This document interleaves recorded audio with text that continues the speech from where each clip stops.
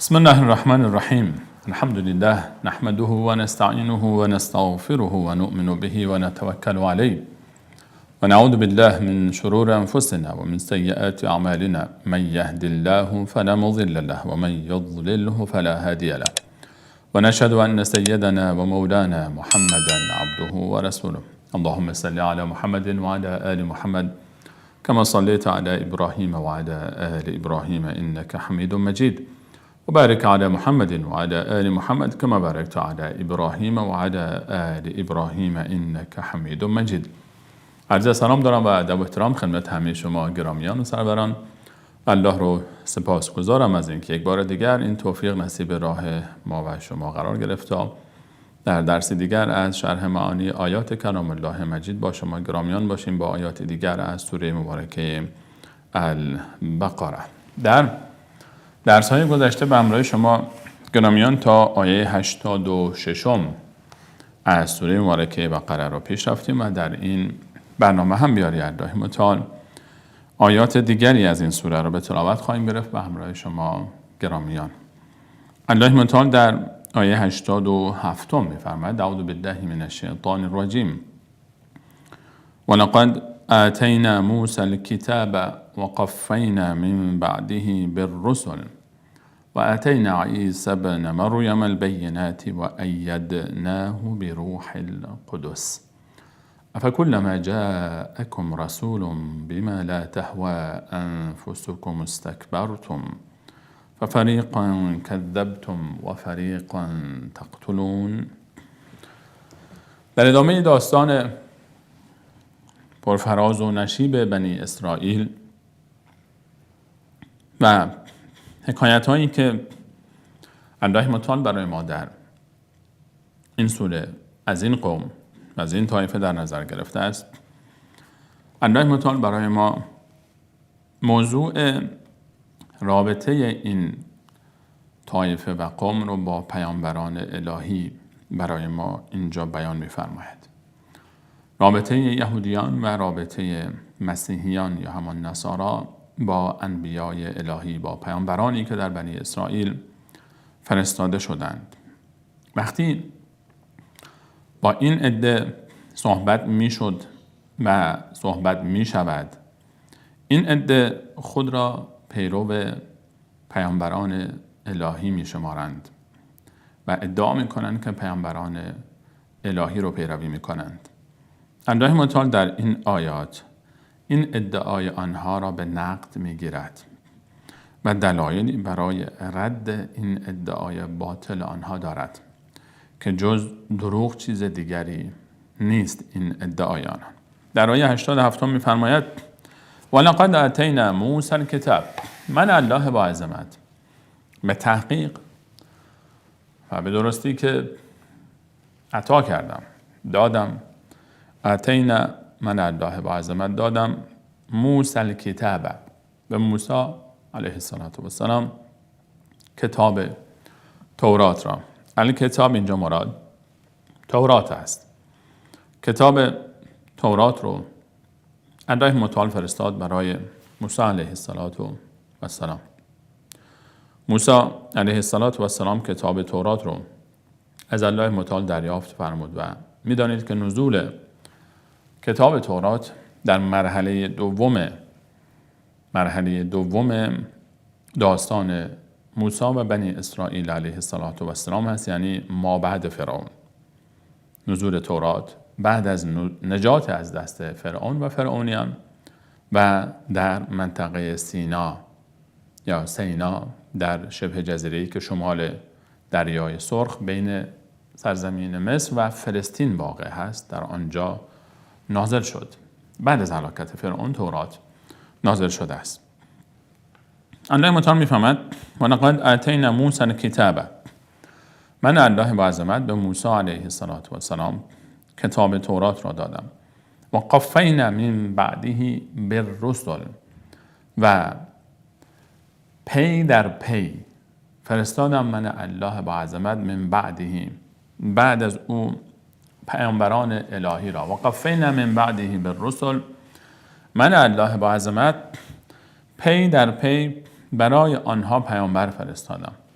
رسول الله علیه السلام فرمود که بنی اسرائیل تسوسهم الانبیاء، انبیای الهی بودن که اونها رو رهبری میکردن، سیاست اونها رو به دست داشتن و هر وقت پیامبری از دنیا میرفت پیامبر دیگری می آمد و این پیامبران یکی پس از دیگری برای بنی اسرائیل آمدند. پیامبران بسیار بسیار زیادی الله متعال برای بنی اسرائیل فرستاده است که همه اینها که بعد از موسی علیه السلام آمده اند همه تابع تورات بودند. کتاب تورات اینجا که الله متعال فرمود و اتینا موسی الکتاب و قفینا من بعده بالرسل، پی در پی فرستادم، یعنی قفینا پی در پی فرستادم و اینها یکی پس از دیگری اتباع میکردن پیامبر قبلی رو و اتباع میکردن کتاب تورات رو. در سوره مبارکه مائده الله متعال در آیه 45 میفرماید که در آیه 44 ان انزلنا التوراة فیها هدی و نور، من الله با عظمت تورات را فرستادم و در تورات نور بود و هدایت بود. یحکم بها النبیون، حکم میکردن به تورات پیامبران الهی، یک پیامبر نه، نبیون.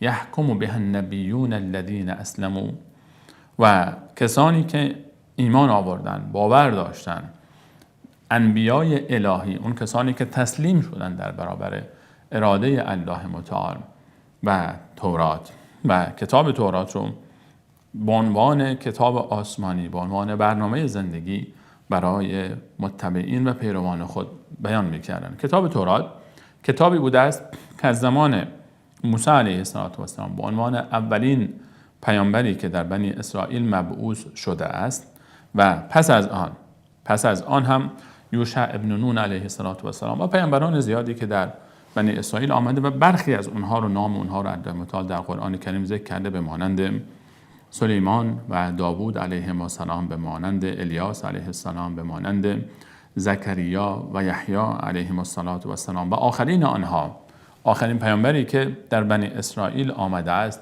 عیسی علیه السلام است که عیسی علیه السلام هم با وجود اینکه کتاب انجیل بر او نازل شده است باز هم از تورات تبعیت می کرده است. به این خاطر هنوز هم شما می بینید که در بین مجامع مسیحی، در بین کلیساهای مسیحی، کتاب مقدس آنها از دو بخش تشکیل شده، بخش عهد قدیم که تورات هست و عهد جدید که انجیل های مختلف هست، انجیل هایی که بعد از تحریف دست مسیحیان رسیده و طبیعتا توراتی هم که امروز وجود دارد در کتاب مقدس آن توراتی نیست که بر موسی علیه السلام نازل شده و تحریف شده است و دلایل تحریفش رو هم ما در قرآن کریم داریم و قرآن کریم به ما این موضوع را اشاره می‌فرماید و آیاتش می‌آید در سوره های مختلف.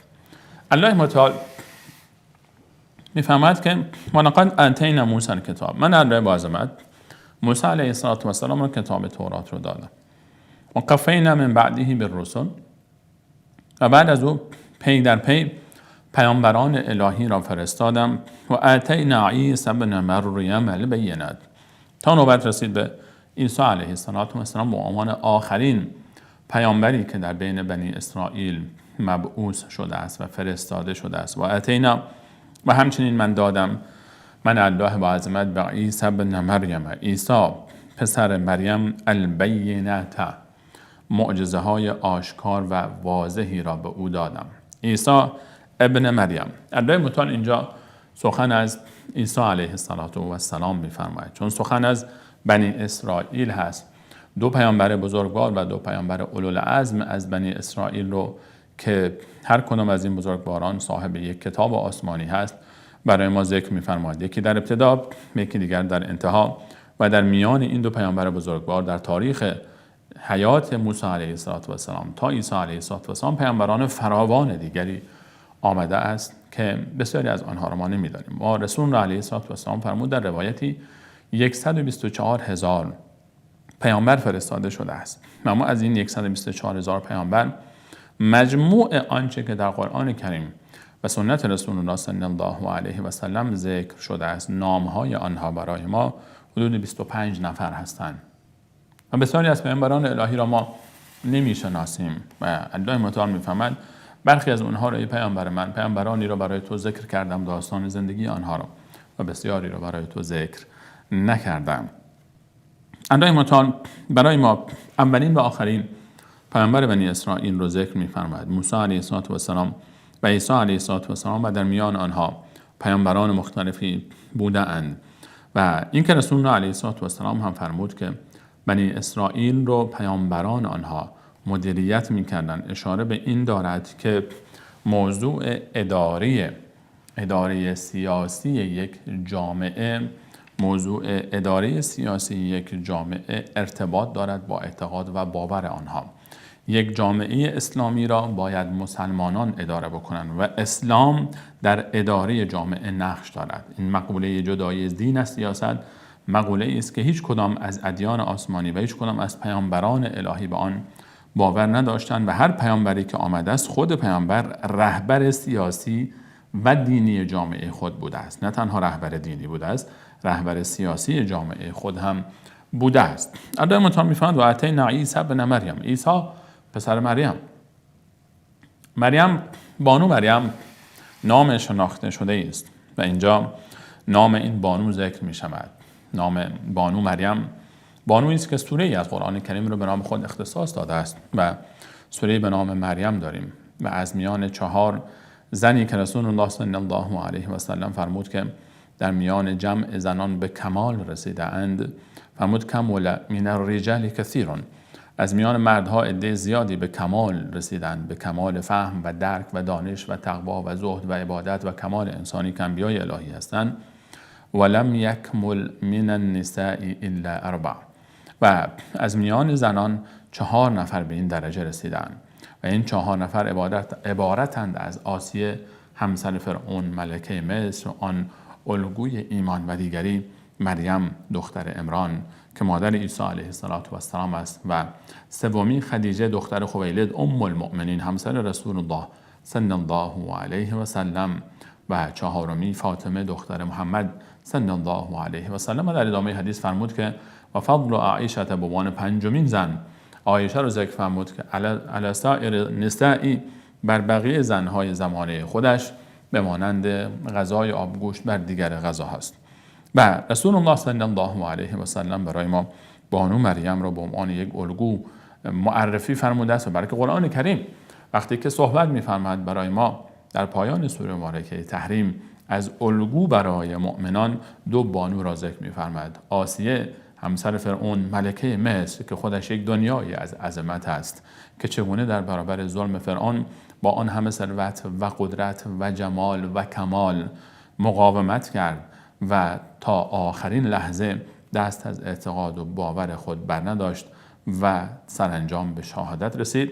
و دوم بانو مریم بانویی که ازدواج نکرد اما صاحب فرزند شد. در یک معجزه الهی الله متعال بانو مریم را بدون اینکه ازدواجی کند و بدون اینکه همسری داشته باشد او را مادر ساخت و دختر دوشیزه مادر شد.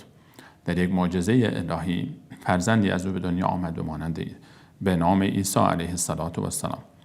از آنجایی که عیسی علیه السلام پدری ندارد، در قرآن کریم ما آیات مختلف رو می‌بینیم که الله متعال عیسی را به مریم نسبت می‌دهد. یک نکته رو هم اینجا مد نظر داشته باشیم که با وجود اینکه قرآن کریم می‌فرماید ادعوهم لآبائهم هو اقسط عند الله، شما نام کسی را وقتی میگیرید او را به نام پدرش بخوانید، این نزد الله متعال عادلانه تر است. با وجود این که الله متعال میفهمد بگویید فلانی فرزند فلانی نام پدرش را بیاورید، اما عیسی چون پدری ندارد نام مادر او ذکر می شود و دلیل بر این تاکید هم به خاطر رد ادعای باطل نصارا و مسیحیان است که میگویند المسیح ابن الله و قالت النصارى المسیح ابن الله. نصارا مسیحیان میگویند مسیح علیه السلام یعنی همان عیسی علیه السلام که لقبشون مسیح است، مسیح پسر الله است. الله متعال میفهمند نخیر، مسیح پسر الله نیست، مسیح پسر مریم است، یعنی یک بنده است که به دنیا آمده است، یک مخلوقی است خلق شده است از یک مخلوق دیگری به نام مریم. الله متعال عیسی علیه السلام رو برای ما به عنوان عیسی ابن مریم نام میبرد و مریم بانوی عظیمی است که این افتخار را دارد که مادر پیامبر عظیمی به نام عیسی علیه السلام می شود. حکایت بانو مریم در سوره مبارکه مریم مفصل می آید و حکایت عجیبی است. حکایت بانویی که ازدواج نمی کند و صاحب فرزندی می شود و تهمتها به او زده می شود. بانو مریم سلام الله علیها و علیه السلام و اتینا عیسی ابن مریم البینات. اندای مطال می فهمد که من به عیسی پسر مریم، عیسی علیه السلام پیامبری است که در بین بنی اسرائیل مبعوث شده است و سرانجام بعد از اینکه نقشه ترور ایشون رو ریختن، میخواستن ایشون رو به شهادت برسانند، الله متعال ایشان رو بر رفعه الله الیه، آمد جبرئیل علیه السلام و ایشان رو در آغوش گرفت و در همان خانه‌ای که قرار بود ایشون رو ترور بکنن و اعدام بکنن به آسمان برد با خود. برخلاف زعم باطل یهودیان که گمان میکنن ما عیسی را کشتیم و به صلیب کشیدیم و برخلاف زعم باطل نصارا که میگویند عیسی علیه السلام که نعوذ بالله پسر الله بود، خود را فدا کرد و از پدرش الله خواست تا او را بکشد و این کشته شدن سببی باشد برای بخشیده شدن پیروانش. خون خود را فدا کرد برای اینکه پیروان او به جنت بروند. الله متعال در سوره مبارکه نساء برای ما این زعم باطل رو رد می کند و میگوید که بر رفعه الله الیه و ما قتلوه و ما صلبوه، نه او را کشتن نه به صلیب کشیدن ولکن شبه لهم. اون کسی که کشته شد انسانی بود که جاسوسی کرده بود و نام عیسی علیه السلام را آورده بود و مکان او را ذکر کرده بود. وقتی که او با جمعی آمد، همان لحظه که عیسی علیه السلام به آسمان برده شد، او به شکل عیسی علیه السلام در نظر دیگران آمد و او را گرفتن و به صلیب کشیدن. بر رفعه الله الیه، الله متعال میفهمد او را به سوی خود، الله متعال به سوی خود کشید. در آیه 158 سوره مبارکه نساء. این رو هم مد نظر داشته باشید که برخلاف آنچه که مسیحیان احترام دارند به موسی علیه السلام و به تورات، یهودیان هیچ اعتقاد و احترامی به مریم علیه السلام و فرزند نازنینش عیسی علیه السلام ندارند، بلکه نعوذ بالله تهمت میزنند به بانو مریم و میگویند عیسی فرزند مریمی که دوشیزه بوده است ولد الزناست. نعوذ بالله. الله متعال میفهمد و به کفرهم و قولهم علی مریم بهتانا عظیما. و اون کفری که یهود دارند، یکی از دلایل کافر بودن یهود تهمت آنها و دشمنی آنها با عیسی علیه السلام و با بانو مریم است که او را متهم میکنن. نعوذ بالله. یهودیان بر این باور هستند که عیسی فرزند زناست و نعوذ بالله بانو مریم زنا کرده است و الله متعال این کفر رو ذکر میکنه و به کفرهم و قولهم علی مریم بهتانا عظیما و قولهم انا قتلنا المسیح عیسی ابن مریم رسول الله و ما قتلوه و ما صلبوه. و کفر دیگرشان این است که میگن ما کشتیم عیسی که ادعا میکرد رسول الله است. همه اینها صحبت هایی است که ببینید الان وقتی که یهودیان ادعا میکنن که ما پیرو انبیای الهی هستیم، شما چطور پیرو انبیای الهی هستید که عیسی علیه السلام که برای شما فرستاده شد، بنی اسرائیل از خود شما بنی اسرائیل هم بود، او را ادعا میکنید که کشته اید، او را متهم کردید، مادر او را متهم کردید، او را در خود نسبش متهم ساختید. الله متعال میفرماید و اتینا عیسی ابن مریم البینات، من الله با عظمت به عیسی فرزند مریم معجزات واضح و آشکاری دادم. در سوره مبارکه آل عمران که خود عمران، اون عمران پدر مریم علیه السلام هست، مریم بنت عمران، آنجا در سوره آل عمران که به معنی خاندان عمران است، سوره آل عمران که انشاءالله اگر عمری باقی بود به تفصیل درباره سوره مبارکه آل عمران و تک تک آیاتش صحبت خواهیم کرد. در آنجا داستان مریم و عیسی علیه السلام به تفصیل ذکر می شود و یحیی و زکریا که از همین خاندان آل عمران هستند. در آنجا معجزاتی رو که الله متعال به عیسی علیه السلام داده بود، الله متعال در آیه 48 می‌فرماید که خود عیسی علیه السلام فرمود از جمله معجزاتی که من دارم، اخلق لکم من الطین که هیئت الطیر، من از گل به مانند پرنده‌ای درست می‌کنم،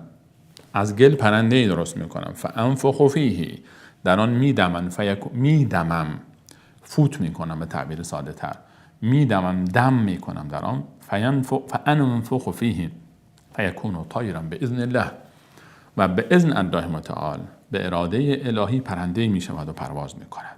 یکی از معجزاتی که عیسی علیه السلام انجام میداد این بود که از گل پرنده‌ای درست میکرد و در اون دم میکرد، فوت میکرد، به یک دفعه این پرنده، این گل تبدیل به یک موجود زنده میشد، بال در می آورد و به مانند یک پرنده‌ای بال میزد، یک پرنده حقیقی میشد و پرواز میکرد و جلوی چشم دیگران میرفت. یکی دیگر از این معجزات در همون آیه در سوره مبارکه آل عمران عیسی علیه السلام میفرماید که و ابره الاکمه والابرص و احیی الموتى باذن الله و ابره الاکمه والابرص، کور مادرزاد رو شفا میدهم، کور مادرزاد رو به اذن الله متعال شفا میدهم. کور مادرزاد یک فردی رو می آوردن پیش عیسی علیه السلام که اصلا نمیتوانست هیچ چیزی را ببیند، از زمانی که از مادر متولد شده بود چیزی را نمیدید.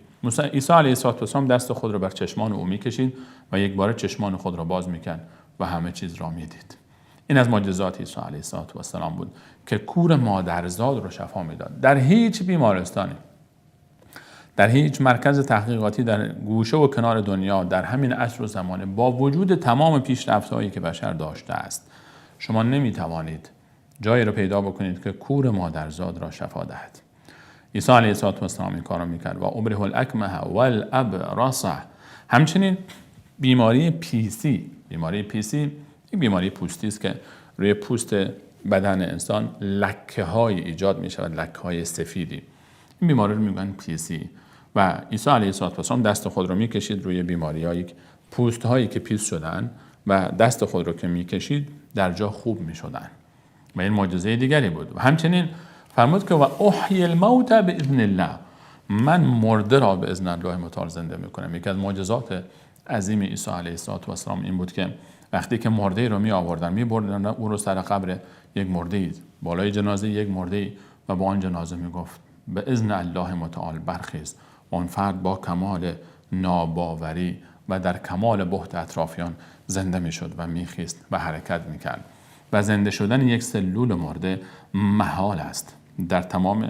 در تمام آزمایشگاه های دنیا، شما الان در تمام بیمارستان های دنیا بروید یک سلول مرده رو بخواید دوباره احیا بکنید، نمیتوانید این کار رو بکنید، چه برسد به یک بدنی که میلیون ها بلکه میلیاردها سلول مرده دارد. یک جنازه‌ای که میلیون ها یا میلیاردها بلکه میلیاردها سلول مرده دارد، شما بخواید اونها رو دوباره همه رو یک باره زنده بکنید و به او حیات ببخشید. عیسی علیه السلام این معجزات رو انجام میداد. علاوه بر این و انبئکم بما تأکلون فی بیوتکم بما تأکلون و ما تدخرون فی بیوتکم، همچنین من شما رو مطلع می‌سازم. عیسی علیه السلام این آیات رو الله متعال از زبان عیسی علیه السلام می‌فرماید که میگفت ای مردم، من شما را مطلع می‌سازم از آن چه که شما در خانه خود می‌خورید، نادیده به شما میگویم امروز چی خوردی تو، و ما تدخرون فی بیوتکم، و همچنین من به شما میگویم تو در خانه خود چی ذخیره کردی، تو در انبار خانه خود چی داری، چند کیسه گندم داری، چند کیسه جو داری، یا چه غذا، یا چی و چی و چی و چی داری. اینها معجزاتی است که الله متعال به عیسی علیه السلام داده بود و هر کدام از اینها یک معجزه عظیم است، یک معجزه عظیم است که واقعا جای تأمل دارد. و اتینا عیسی ابن مریم البینات و ایدناه بروح القدس. علاوه بر این که الله متعال میفرماید من به عیسی علیه السلام معجزات فراوانی دادم. ایدناه، اید به معنای قوت می آید و او را تقویت کردم.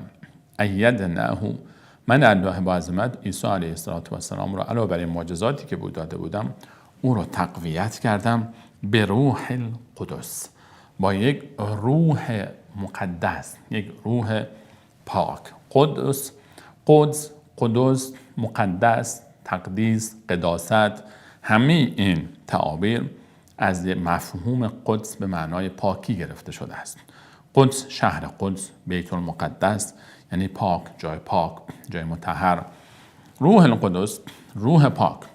الله متعال میفرماید من عیسی علیه السلام رو تقویت کردم، او رو من نصرت و یاری کردم با روحی پاک و مقدس. روح القدس، برخی از مفسرین گفتن روح القدس اینجا مراد انجیل است، کتاب انجیل. برخی دیگر گفتن که آن اسم اعظم الهی است که وقتی به زبان می آورد مرده ها زنده می شدن. اما قول راجح تر و صحیح تر این است که روح القدس اینجا مراد ملک الله متعال، فرشته الهی جبرائیل علیه السلام است. اینجا مراد از روح القدس جبرائیل یا جبرائیل یا جبرائیل، همه این تعبیر درست است، جبرائیل علیه السلام است، آن ملک بزرگ الهی که از بزرگترین ملائکه الله متعال و مکرمترین ملائکه الله متعال است و مأمور رساندن وحی الهی به پیامبران الهی بوده است.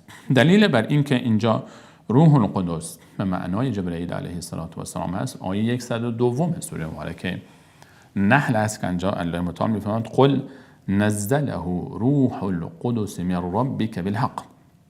در آن آیه می‌فرماید الله متعال در سوره مبارکه نحل بگو قرآن کریم را روح القدس، روح مطهر، روح پاک، آن موجود عظیم و زیبا و دوست داشتنی و نازنین روح القدس جبرائیل علیه السلام نازل کرده بر قلب تو نازل کرده است.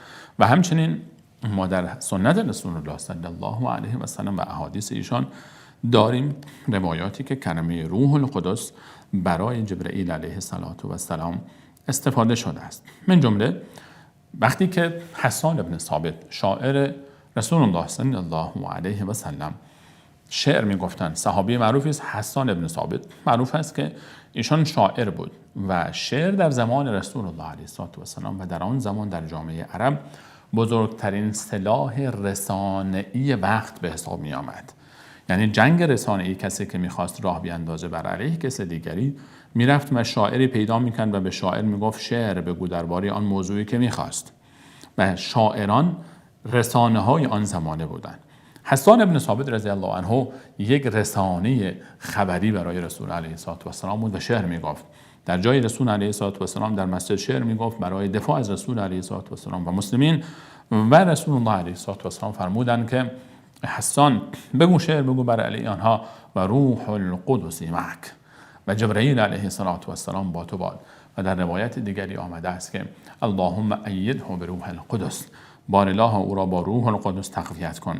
و همچنین در روایت دیگری رسول الله علیه السلام فرمود روح القدس نفث فی روعی، روح قدس جبرائیل علیه السلام القا کرد فی روعی، در قلب من این را القا کرد. حدیث متوالی است که هیچ وقت انسان تا وقتی که رزق و روزی او کامل نشود از دنیا نمی رود. اونجا در این حدیث رسول الله علیه السلام که حدیث صحیح است فرمود که روح القدس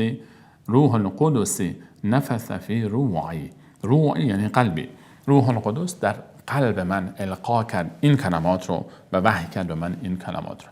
پس قول راجع این است که و ایدناه بروح القدس، من الله و عظمت تقویت کردم عیسی ابن مریم علیه السلام رو با جبرائیل علیه السلام. روح القدس در آیه 97 همین سوره به تفصیل بیشتری درباره روح القدس صحبت خواهیم کرد. آنجا از جبرائیل علیه السلام ذکر می شود. اما جبرائیل علیه السلام در قرآن کریم کلمه روح القدس برای ایشان استفاده شده و همچنین روح الامین، نزل به روح الامین، روح امین، روحی که امین است، مورد اعتماد است. این موجود عظیم الله متعال او رو به عنوان روح امین، به عنوان روح قدس، روح مطهر، روح پاک یاد کرده از او. و جبرائیل علیه السلام بزرگترین ملک الله متعال در مکانت و جایگاه است و اون ذات نازنین نیست که رسول الله علیه السلام 2 بار در طول حیات مبارکش ایشان را به همون شکل اصلی و هیئت اصلی ملکی دیدن.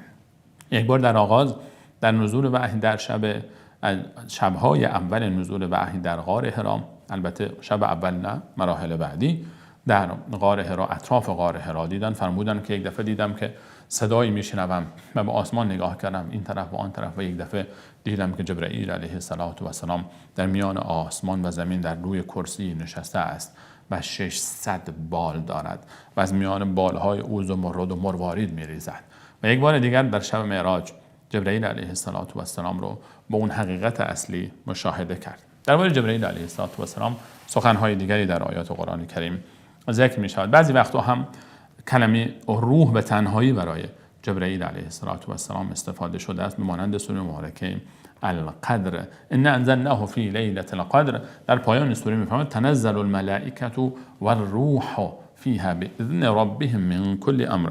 در آن شب، در شب قدر که از 1000 ماه بهتر است، در ماه مبارک رمضان ملائکه به زمین می آیند و روح می آید، روح القدس، روح الامین، جبرئیل علیه السلام.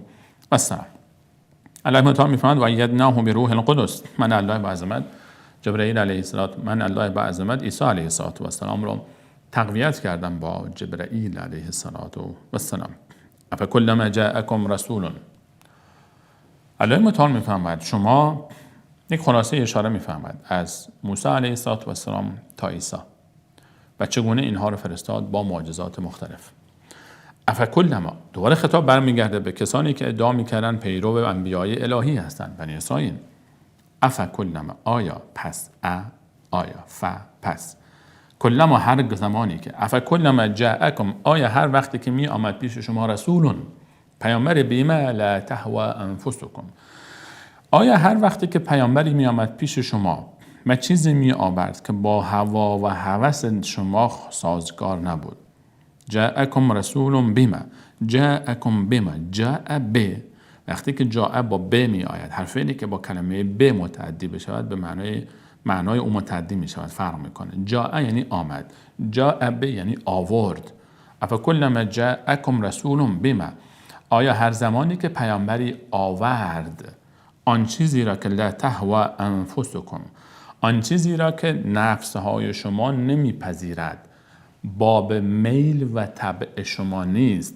هر وقت پیامبری آمد چیزی گفت که باب طبع شما نیست، باب میل شما نیست، استکبرتم، شما تکبر کردید، شما نپذیرفتید، گفتید نه این رو ما نمیتونیم قبول بکنیم از تو. پیامبر آمد، افکلما جاءکم رسول، ای بنی اسرائیل، ای یهودیان و ای مسیحیان، هرگاه از جانب الله متعال پیامبری آمد پیش شما و چیزی آورد که باب طبع و میل شما و خواسته نفس شما نبود، شما متکبرانه غرور به خرج دادید، شما تکبر به خرج دادید، خود رو بالاتر از این دیدید که دستور او را بپذیرید.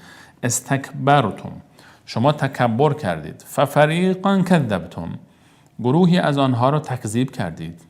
گروهی از انبیای الهی را که پیش شما آمد، کذبتم، دروغگو خواندید، تکذیب کردید، حرف آنها را نپذیرفتید و بلکه اضافه بر این و فریقا تقتلون، و گروهی از آنها را کشتید، گروهی از پیامبران الهی را کشتید و میکشید.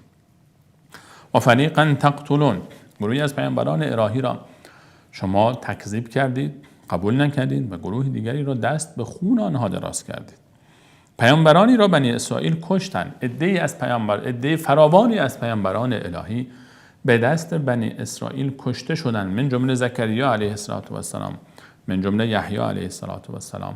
زکریا و یحیی رو کشتن. زکریا علیه السلام رو داخل درخت گذاشتن، داخل درخت اره‌ای بر سرش گذاشتن و او را از میان دو نیم کردن. زکریا علیه السلام رو با اره از وسط شق کردن، دو تیکه کردن، از سر تا پا. یحیی علیه السلام رو سر بریدند. بنی اسرائیل، همین یهودیان، همین مسیحیان، این رفتارشون با پیامبران الهی بود. بسیاری از پیامبران الهی رو کشتند. نه تنها این دو بزرگوار رو، بسیاری از پیامبران الهی رو کشتند. ففریقا کذبتم، یک عده رو تکذیب کردید. و فریقا تقتلون، اینجا کذبتم فعل ماضی است، برای گذشته استفاده میشه. تکذیب کردید. و فریقا تقتلون، کلمه تقتلون از لحاظ ادبیات عرب فعل مضارع نامیده میشه. فعل مضارع دلالت بر حال و آینده میکند. عده‌ای را کشتید، عده‌ای را میکشید. ای مخاطبین قرآن در آن زمانی که این آیه نازل شد، یهود در مدینه بودند. ای یهودیان، ای مسیحیان، که مخاطب قرآن هستید. عده‌ای از پیامبران را قبلا تکذیب کردید و کشتید، عده‌ای رو هم میکشید. مفسرین اشاره فرمودن، گفتن اینکه کلمه تقتلون به فعل مضارع اینجا استفاده شده است، اشاره به دو موضوع میتواند داشته باشد. یکی اینکه حب اون پیامبر کشتن، اون احساس دشمنی با انبیای الهی و کشتن انبیای الهی همچنان استمرار داشته در وجود اینها، همچنان استمرار داشته است در وجود اینها و اینها راضی بودن به اون فعل و اون در تا قیامت این احساس در وجود اینها هست. اگر کسی با به طبع اینها صحبت نکرد، پیامبری هم که باشد او را میکشند. و برخی دیگر از مفسرین گفتن و فریقا تقتلون. اون موقعی که این آیه در مدینه منوره نازل شد، یهودیان بعد از نزول این آیه، چون محمد مصطفی علیه السلام پیامبر آن زمان وجود داشت، این عده نقشه ترور رسول الله علیه السلام رو هم در سر داشتن. فریقا کذبتم، پیامبران گذشته رو عده رو تکذیب کردید، و فریقا تقتلون، عده رو کشتید و باز هم میخواهید بکشید. یعنی محمد مصطفی علیه السلام رو هم شما اگر دستتان برسد میکشید. و ما دو حادثه ترور رسول علیه السلام رو در تاریخ سیرت ایشان به دست یهود در مدینه داریم. یکی حکایت حرکت یهود بنی نظیر برای شهادت و کشتن رسول علیه السلام است. آن لحظه‌ای که رسول علیه السلام رفت به منطقه بنی نظیر برای اینکه طبق قراردادی که بین مسلمانان و بین یهودیان در ورود رسول علیه السلام در پیمان شهروندی مدینه بسته شده بود، دو طرف باید در پرداخت دیه قتل غیر عمد شرکت می‌کردند. اگر یکی از افراد مدینه بر او واجب میشد دیه قتل غیر عمدی، همه باید در تأمین اون مقدار دیه که 100 شتر بود باید با هم متحد میشدن. و اتفاقی افتاده بود قبل از اون در بئر معونه، داستانش مفصل است در سیرت. و یکی از صحابه عمرو بن امیه ضمری ندانسته در مسیر بازگشت از بئر معونه و تماشای اون شهادت 70 نفر از شهدای مسلمین قرای قرآن که در خیانتی در نجد به شهادت رسیدن پرافروخته شد و در مسیر راه خواست انتقام بگیره. 2 نفری رو که طایفه آنها با رسول الله هم پیمان بودن کشت. اینها از همون طایفه‌ای بودن که قتل رو انجام داده بودن و شهادت 70 نفر رو. رسول علیه السلام فرمود که ما با آنها پیمان داشتیم، نباید این کار رو میکردی. گفت که یا رسول الله اونها یاران شما رو کشته بودن، دوستان و برادران ما رو کشته بودن. رسول الله فرمود ما همچنان پیمان ما با آنها برقرار بوده است و تو نباید این کار رو میکردی. به همین خاطر رفتن برای جمع کردن دیه‌ای که پرداخت بکنن. پیش بنی نظیر رفتن. آنها ابتدا گفتن که باشد ما پرداخت میکنیم، تو منتظر باش. رسول الله علیه السلام آنجا نشسته بود در کنار دیواری به همراه یاران خود. در همون لحظه به فکر افتادن که سنگ آسیابی رو بردارن از بالا بر سر رسول الله علیه السلام بیاندازن و ایشان رو به شهادت برسانن و این کار رو هم کردن. سنگ رو هم بردن. وقتی که سنگ رو انداختن، همون لحظه‌ای که می‌خواستن سنگ رو بیاندازن، جبرئیل علیه السلام با محمد مصطفی صلی الله علیه و سلم فرمود که یا رسول الله برخیز که می‌خواهند شما رو ترور کنن. همون لحظه رسول الله علیه السلام بلند شد. رسول الله بلند شد و سنگ افتاد. و این سبب شد که رسول الله علیه السلام برای بعد مستقیم لشکر خود را آماده بکنه و حمله بکنه به بنی نظیر، چون اونها پیمان رو شکستن، پیمان امنیتی جنایت کرده بودن، قصد ترور شخص اول مدینه منوره رسول علیه السلام رو داشتن و غزوه بنی نظیر اتفاق افتاد. و مورد دوم در بعد از غزوه خیبر و اون زنی که نیت داشت به رسول الله علیه السلام سم بخوراند با اون غذایی که سمی که در گوشتی در کتف راست گوشتی او رو انداخته بود و بحثش مفصل است در سیرت آمده است. عزیزان میتوانند مطالعه بکن. یهودیان پیوسته این احساس رو داشتن. علی مطالعه میفهمد که هر وقت پیامبری آمد شما میخواستید که باب طبع شما نبود، یک عده رو کشتید، یک عده رو خواستید که از بین ببرید، یک عده رو تکذیب کردید. به یک حکایت نهفته‌ای دارد این آیه که هر وقت کسی با هوا و هوس خود بخواهد چیزی را پیش ببرد، کسی که به دنبال هوا و هوس است، کسی که به دنبال این است که فتوایی پیدا بکنه که باب میل اوست، باب طبع اوست، خواسته های نفسانی او را برآورده می سازد، او رو راضی می کنه، یک شیئی رو دوست داره، یک شیئی رو فکر می کنه درسته، به دنبال این می گرده که این رو توجیهی برای او پیدا بکنه. شما با این فرد اگر بخواید صحبت بکنید، دلیل بیاورید، حجت بیاورید، آیه قرآن بخوانید، حدیث بیاورید، نمیپذیره. تا وقتی که اون هوا و هوس رو از کنار نگذارد، تا وقتی که اون علاقه نفسی به اون شیء رو کنار نگذارد، فایده نمی کند. خود رو خسته نکنید. عده‌ای به دنبال یافتن حق هستند و حق را هر جا ببینن میپذیرند. عده‌ای به دنبال این هستند که ثابت کنند بر حقن. گروه اول، اون کسی که به دنبال حق است به حقیقت خواهد رسید، چون حق رو هر جا بشنوه میپذیره. کسی که به دنبال اینه که ثابت کنه بر حقه، شما هر چقدر تلاش بکنید که این رو قانع بکنید نمیپذیره، چون که او به دنبال این نیست که اصلا حرف حق رو بپذیره. اون به دنبال این است که حرف شما رو که برخلاف اوست رد بکنه. اون کسی که به دنبال هوا و هوس نفس خود هست هرگز هیچ دلیلی برای او قناعت بخش نیست، فایده ندارد. بیماری او هوا و هوس اوست. کسی که به دنبال هوا و هوس هست، به دنبال مال دنیاست، به دنبال لذت‌های دنیاست، به دنبال خوشگذرانی دنیاست، به دنبال اون فرصت‌هایی است که در دنیاست، به دنبال هوا و هوس خود هست، به دنبال جاه و مقام است، به دنبال اسم و رسم است. شما هر چقدر که تلاش بکنید او رو قانع بکنید نمی‌شود. افکلما جاءکم رسول بما لا تهوى انفسکم استکبرتم.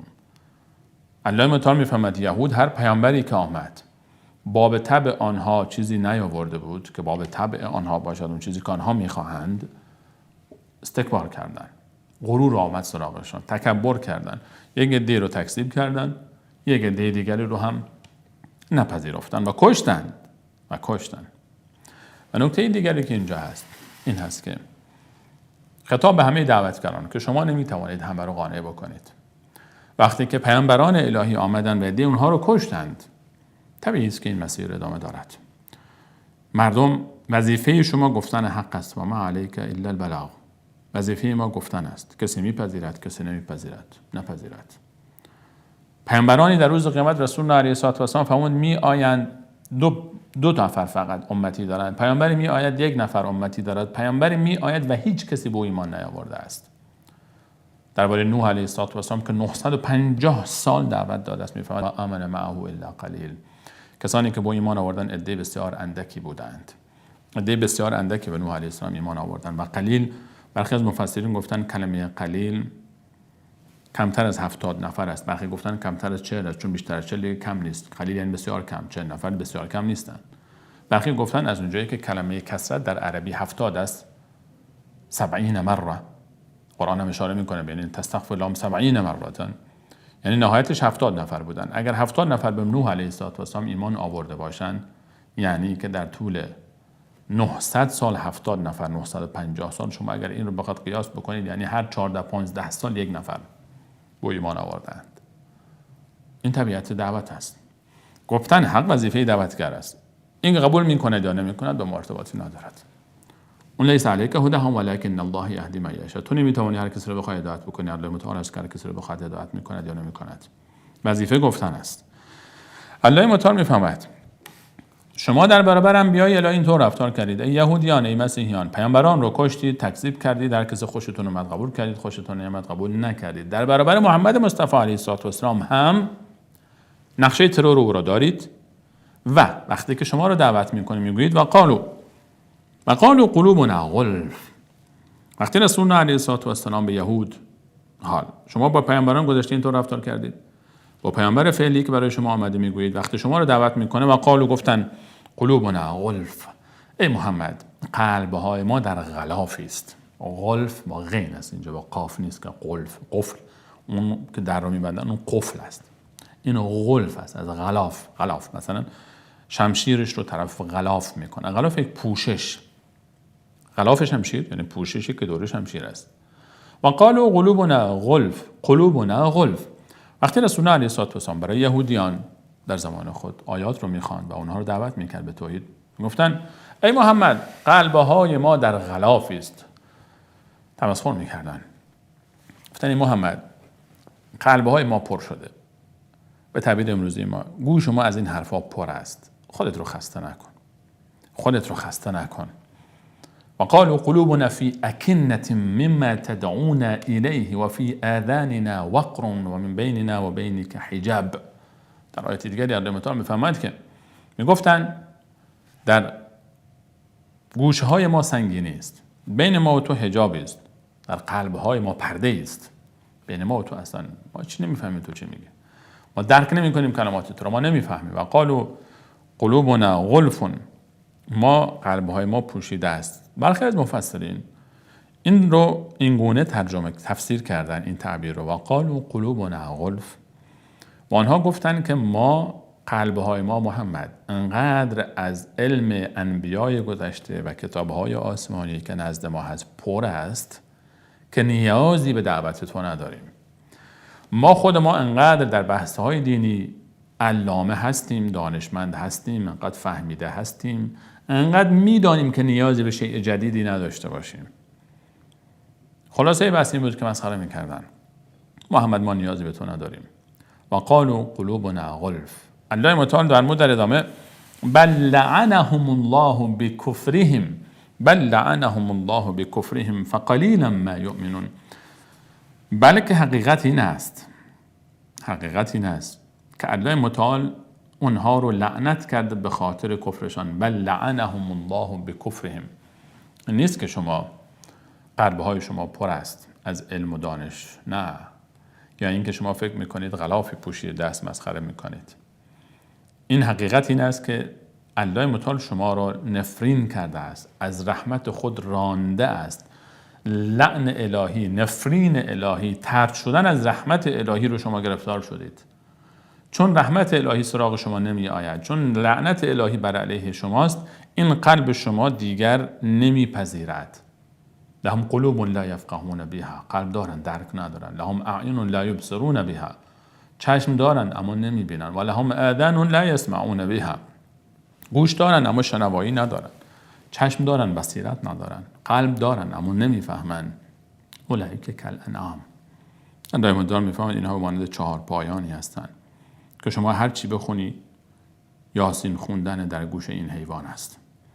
حکایت کسانی که ابتدا می آیند با تمسخر وارد می شوند و می گویند که ما نیازی به این نصیحت های تو و پند های تو نداریم. و قالوا قلوبنا غلف بل لعنهم الله بکفرهم فقلیلا ما یؤمنون. و گفتن قلب های ما در پوششی است. الله متعال می فرماید حقیقت این است که لعنهم الله بکفرهم، الله متعال اینها رو لعنت کرده به خاطر کفرشون. دلیل دیگری بر کفر یهودیان و مسیحیان. الله متعال میفهمد اینها کافرند، اینا کافر هستند، اینها محمد مصطفی علیه السلام رو تمسخر میکنن، قرآن رو تمسخر میکنن، قبول ندارن.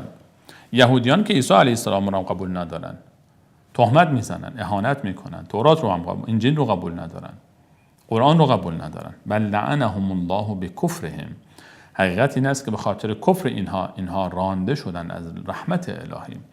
فقلیلا ما یؤمنون، بسیار اندک ایمان می آورند. فقلیلا، آنچه که اینها ایمان می آورند بسیار اندک است. فقلیلا ما یؤمنون، ایمان عده اندکی از اینها ایمان می آورند، بسیار کمند کسانی که از اینها ایمان می آورند. این یک تفسیر. تفسیر دوم این هست که فقلیلا ما یؤمنون، یعنی اینکه اینها آنچه را که ایمان می آورند از اصول ایمان، یک بخش کوچکی از آن رو ایمان آوردن. به رسالت موسی علیه السلام ایمان آوردن، به حقانیت تورات ایمان آوردن، اما به رسالت عیسی ایمان نیاوردن، اما به رسالت محمد مصطفی علیه السلام ایمان نیاوردن، اما به حقانیت انجیل و قرآن ایمان نیاوردن. و اینها یهودیان اگر به ملائکه، به بخشی از ملائکه باور دارن، به جبرئیل علیه السلام اهانت میکنن و با او دشمنی دارن. حتی آیات 97 بعد می آید. اینها به یک بخشی از ارکان ایمان، یک بخشی رو ایمان آوردن. آنچه اینها ایمان آوردن بسیار کمتر است از آن چیزی است که اینها به او کافر شدند. و ما یؤمن اکثرهم بالله الا وهم مشرکون. در سوره مبارکه یوسف میفرماید در نمتان بسیاری از اینها با وجود اینکه به بخشی ایمان آوردن اما مشرک هستند. به برخی چیزها ایمان آوردن و ما یؤمن اکثرهم بالله الا وهم مشرکون. ایمان یک ارکانی دارد. اگر یک نفر از ملائکه رو کسی اهانت بکنه کافر شده است. یکی از پیامبران رو قبول نکنه، قبول نداشته باشه، انگار که کل پیامبران رو قبول ندارد. اگر کسی یک پیامبری رو قبول نکنه گویی که همه پیامبران رو رد کرد. الله متعال میفرماید کذبت قوم نوح المرسلین.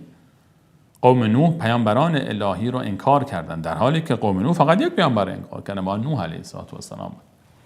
به همین خاطر انکار یک پیامبر الهی، همچنین کذبت عاد المرسلین، قوم عاد پیامبران الهی را انکار کردند، در حالی که قوم عاد فقط یک پیامبر الهی را انکار کردند، اون هم هود علیه السلام.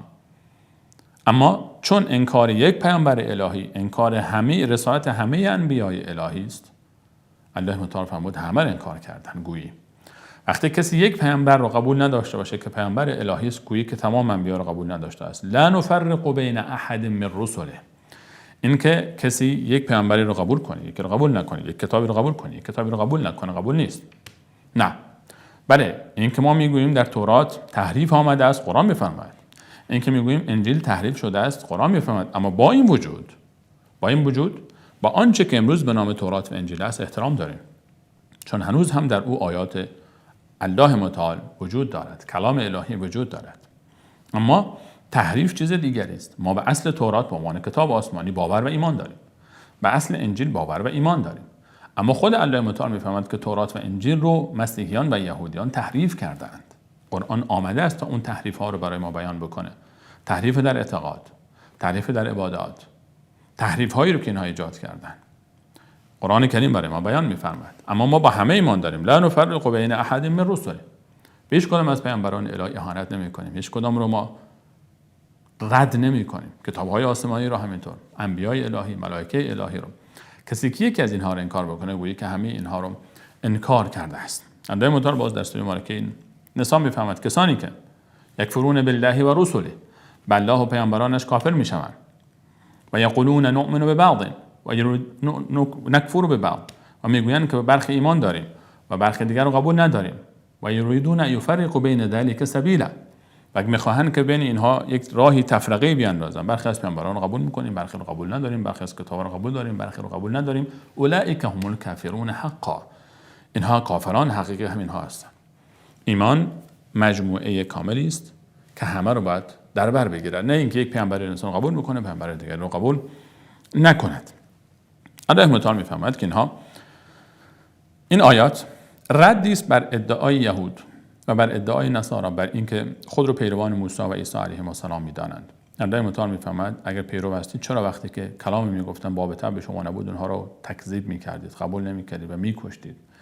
چرا محمد مصطفی علیه السلام رو که بر اساس آنچه که به شما در تورات و انجیل گفته شده آمده از آن چیزی را آورده که در تورات و انجیل برای شما ذکر شده بود و تصدیق کننده تورات و انجیل است، چرا محمد مصطفی رو قبول نمی‌کنید؟ چرا قبول نمی‌کنید؟ مگر در تورات اوصاف او نیامده است؟ مگر در انجیل اوصاف او نیامده است؟ مگر قرآن ادامه راه تورات و انجیل نیست؟ مگر تایید کننده اصولی که در تورات و انجیل بوده در قرآن تاییدی بر آنها نیست؟ مگر تایید کننده آن اصول نیست؟ چرا ایمان نمی‌آورید؟ به همین قدر اکتفا می‌کنیم. ان شاءالله در جلسه بعد به همراه شما صبران ادامه موضوع رو، رفتار بنی اسرائیل با پیامبران الهی رو می‌بینیم که چگونه رفتار کردند و آیات دیگری را الله متعال درباره این موضوع برای ما صحبت می‌فرماید، رفتار بنی اسرائیل با پیامبران الهی و با ملائکه الهی. از اینکه تا این لحظه همراه ما بودید از همه شما سپاسگزارم. الله یار و نگهدارتان.